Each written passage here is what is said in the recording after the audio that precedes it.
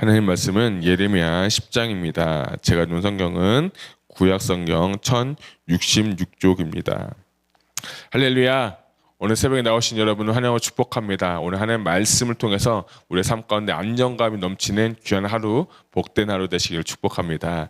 자, 오늘 예레미야 10장 나는 누구를 따르고 있는가? 라는 제목을 가지고 말씀을 전하기를 원합니다. 1절부터 5절까지는 두 가지의 길, 6절부터 16절은 여호와는 누구신가? 17절부터 22절은 임박한 심판, 23절부터 25절은 예레미야의 간구, 이렇게 제가 4개의 단락 나누고 제목을 붙여보았습니다. 우리가 계속해서 예레미야 보고 있는데 10장은 참 제가 이 10장을 여러분 읽어오셨을 텐데 이 10장은 이제 문학적인 구조로 보면 대조법이 나옵니다. 어제 우리 9장은 수미상관 구조라고 해서 질문하면 답하고 질문하면 답하고 이렇게 하면서 수미상관 구조라고 했는데 오늘 이 10장 같은 경우는 이제 문학 구조로 보게 되면 대조법이 나오는데 우상이냐 하나님이냐, 하나님과 우상에 대해서 이 설명해 놓은 장이 뭐냐? 바로 예레미야 10장이라는 겁니다. 그래서 이 남유다 백성들에게 너희가 지금 우상을 섬기고 있는데 그 우상은 이렇고 이런 것이고 이 하나님은 이런 분이시다라는 것을 가르쳐 주기 위해서 이 예레미야 10장을 하나님께서 주셨다는 겁니다. 그래서 예레미야가 이제 우상에 대해서 이야기를 하고 있는데 먼저 2절을 보면 여호와께서 이와 같이 말씀하시되 여러 나라의 길을 배우지 말라. 이방 사람들은 하늘의 징조를 두려워하거니와 너희는 그것을 두려워하지 말라라고 하는데 이 2절에서 두 가지 큰 중요한 단어가 있어요. 하나는 길이고 두 번째는 배우지 말라라는 건데 이 배우라는 길이라는 것은 히브리어로 데레크라고 하는데 이 데레크라는 뜻은 뭐냐면 삶의 규범 또는 삶의 행동을 결정짓는 세계관이라고도 볼 수 있는 거예요. 그러니까 내가 지금 오늘 하루 우리 성도님들이 어떤 길을 가냐 계속 중요하다고 했어요. 저번에도 말씀드린 것처럼 내가 오늘 하루 어떤 선택을 하느냐에 따라서 이쪽 길로 갈 건지 저쪽 길로 갈 건지를 결정한다라고 했어요. 내가 오늘 하루 선택 때문에 생명의 길로 갈 거냐 아니면 사망의 길로 갈 거냐라고 하는 거예요.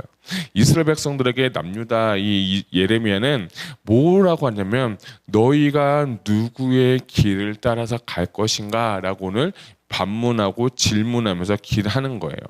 근데 저는 이 배우지 말라라는 단어가 이 라메드라고 하는데 이 원어적으로 보면 이 뜻이 참 재밌는 게 뭐냐면 배운다라는 것은 그것의 제자가 된다라는 것이 또 포함이 되는 거예요. 우리가 이 우상을 섬기고 우상의 길을 따르고 우상의 그 풍습들을 배운다는 것은 뭐냐면 우상의 제자가 되어서 우상을 섬길 수밖에 없다는 거예요. 저는 이 말씀 보면서 그렇구나. 정말 우리가 말씀을 더 배우고 말씀을 가르치고 말씀을 우리가 더 묵상하고 말씀의 삶이 되어야 말씀의 제자가 되겠구나 하는 것을 제가 발견하게 됐어요. 그러니까 중요한 거는 오늘 우리가 첫 번째 선택을 잘 하셔야 되고 두 번째 내가 오늘 무엇을 배울 것인가가 여러분이 정말 중요한 하루가 되는 거예요. 저는 여러분들이 하나님 말씀, 하나님을 더 알기를 주님의 이름으로 축복합니다. 오늘 새벽에 아침에서 기도하는데 하나님 한 절의 말씀 주셨어요. 디모데전서 2장 4절에 보면 하나님은 모든 사람이 구원받기를 원하고 모든 사람이 진리를 아는 데까지 이르기를 원한다라고 했어요. 여러분 다 구원받은 줄로 믿습니다. 그럼 두 번째는 뭐냐면 여러분이 진리를 알아야 돼요. 진리는 누구냐? 하나님이고 하나님을 알려면 우리가 말씀을 배워야 되고 우리가 말씀을 오늘 이 말씀 근거로 라메드 배운다면 하나님의 사람, 예수님의 제자가 될 수 있는 거예요. 교회의 본질은 무엇입니까? 교회의 본질은 말씀을 가르치고 말씀을 배우고 이분이 하나님의 사람으로 만들어내는 그 장소, 새 생명이 태어나는 그 장소가 어떤 곳이냐? 바로 교회라는 거예요. 그곳에서 하나님을 가르쳐야 된다는 거예요. 근데 이 10장 1절부터 5절까지 또 재밌는 건 뭐냐면 두려워하지 말라는 단어가 나와요. 2절에도 아까 보면 2절 마지막에도 보면 이 징조를 두려워하거니와 너희는 그것을 두려워하지 말라라고 하고 5절 하반부에도 보면 너희는 두려워하지 말라 하셨느니라 라고 해서 우상에 대해서 두려워하지 말라는 거예요. 하나님은 우상은 특별히 우상을 섬기면서 하늘의 징조를 보고 어떻게 되지? 이거 안 되면 어떻게 되지? 막 이렇게 하면서 마음이 두렵잖아요. 근데 하나님이 주신 마음은 두려워하는 마음이 아니고 하나님이 주신 마음은 근심과 생명과 평안의 마음을 주신 줄 여러분 믿으시기 바랍니다. 여러분 이걸 잘 생각해야 돼요. 이건 뭐냐면 영적 전쟁하고도 굉장히 밀접한 관계가 있는 거예요. 우리가 들어오는 생각, 우리가 보는 그 정보들 이런 거는 막을 수는 없어요. 그렇죠? 그런데 우리가 이것을 내 마음에 이렇게 담거나 그것을 묵상하거나 그것을 곱씹어 생각하는 건 누구의 문제다? 나의 문제인 거예요. 내가 두려운 생각이 들 때 그 두려운 생각에 사로잡혀가지고 이렇게 되면 어떡하지? 내 자식은 어떻게 하지? 내 건강은 어떻게 해야 되지? 이렇게 두려움에 삽히다 생각하고 그것을 묵상하다가 보면 꼬리에 꼬리를 붙잡혀서 결국에는 안 좋은 생각을 들어요. 근데 그럴 때마다 오늘 주님 말씀하시는 건 너희는 두려워하지 말라.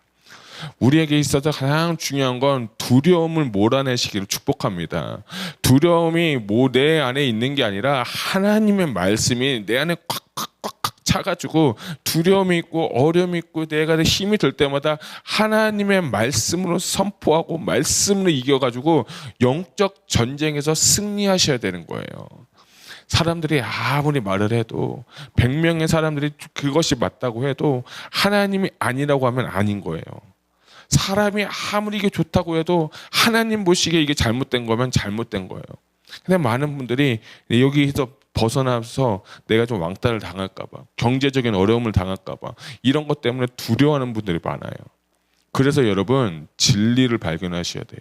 말씀 앞에 서야 되고 말씀이 나한테 오늘 뭐라 말씀하시는지 베레아 교인들처럼 여러분의 말씀을 상고하고 말씀을 묵상할 수 있는 저와 여러분 되시길 축복합니다.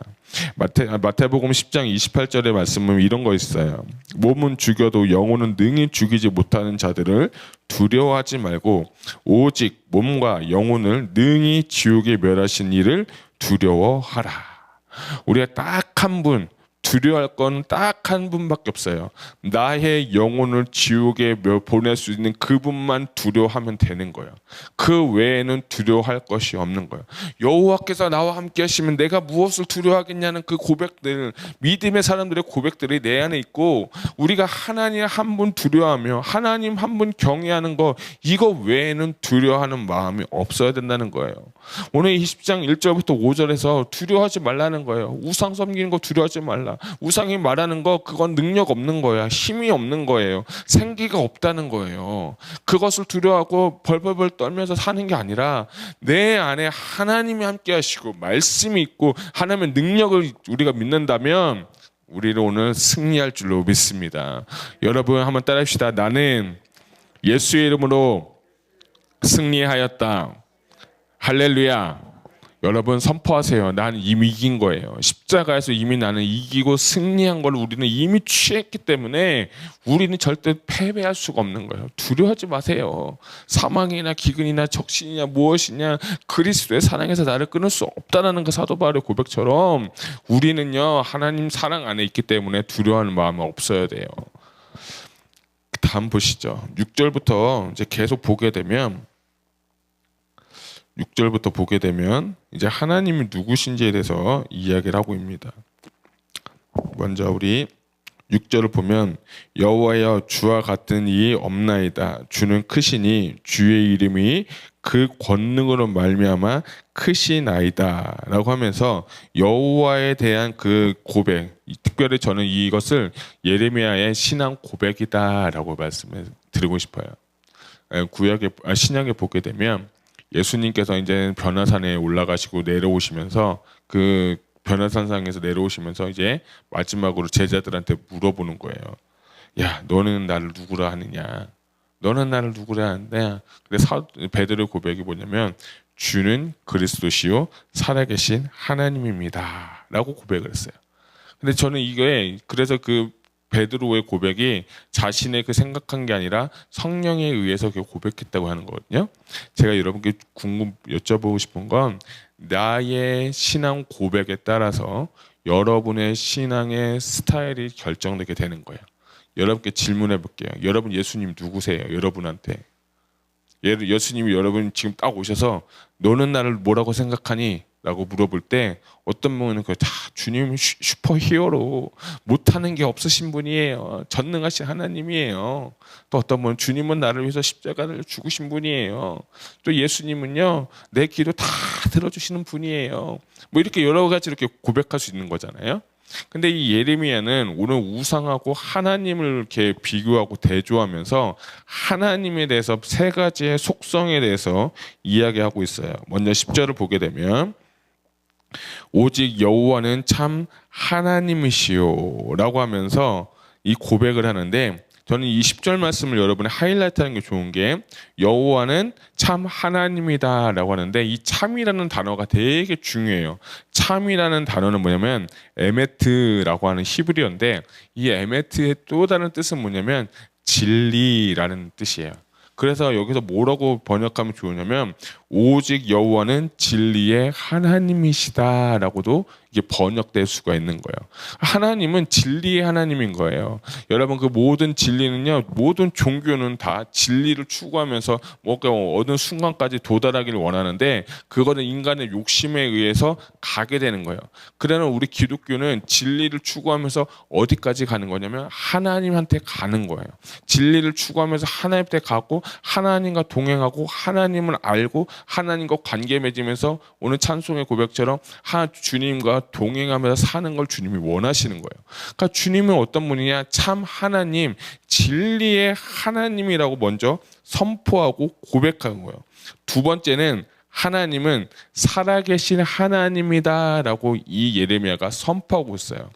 우상은요 나무로 만들고 은을 입히고 금을 입혔지만 그 안에 죽음이 있어요. 여러분 그 14절 한번 볼까요? 14절을 보게 되면 사람마다 어리석고 무식하도다. 은장이마다 자기의 조각한 신상으로 말미암아 수치를 당하니 이는 그가 부어 만든 우상은 거짓 것이요 그 속에 뭐가 없다?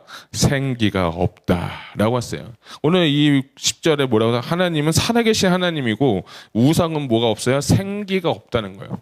여러분 이 생기가 굉장히 중요한 단어예요. 왜냐하면 하나님께서 천지 창조하시고 인간을 지은 다음에 그 코에 뭘 넣었더라? 생기를 넣었더라 라고 했어요. 근데 그 생기가 뭐냐면 루아흐, 하나님의 영을 우리에게 부어주셨다고 하는 거예요. 그래서 하나님은 살아계시고 그 살아계신 하나님 우리에게 생기를 불어넣어서 우리가 그 하나님의 사람으로 살 수 있게끔 영을 부어주셨다는 거예요. 이게 굉장히 중요한 건데 하나님은요 지금 살아계십니다. 믿으시죠? 하나님은 어제도 살아계시고 오늘도 살아계시고 내일도 살아계시고 하나님은 영원히 살아계셔서 우리에게 역사하시는 그 좋으신 참 하나님이십니다. 그것을 선포하는 거예요. 야, 나는 우리 하나님은 참 하나님이시고 하나님은 지금 살아계신 하나님이야. 그리고 나서 또 뭐라고 표현합니까? 영원한 왕이다 라고 표현한 거예요. 베드로의 고백하고 너무 흡사한 거예요. 주는 그리스도시요 살아계신 하나님의 아들입니다 라는 고백이, 예레미야는 오늘 뭐라고 말씀하신가? 하나님은 참 하나님이시고 살아계신 하나님이고 영원한 우리의 왕이다 라고 고백하고 선포하고 있는 것을 볼 수 있는 거예요. 저는 이 예레미야의 고백, 예레미야의 신앙 고백이 우리의 고백이 되기를 소망합니다. 주님께서요 그 베드로의 고백 위에 뭐라 말씀하십니까? 바요나 시몬아 네가 복이 많도다. 네 위에 교회를 세운다고 말씀하신 거예요. 그러니까 이 말씀과 예레미야 말씀을 같이 합쳐서 우리가 보면 우리의 신앙 고백 위에, 우리의 믿음의 고백 위에 하나님께서 교회를 세우시는 거예요. 고린도전서에 보면 뭐라고 말씀하십니까? 너희는 하나님의 성전이라고 했어요. 성령이 너희 안에 거하는 걸 알지 못하냐고 했어요. 우리 한 사람 한 사람의 믿음의 고백 위에, 신앙 고백 위에 교회가 세워져 있는 거예요.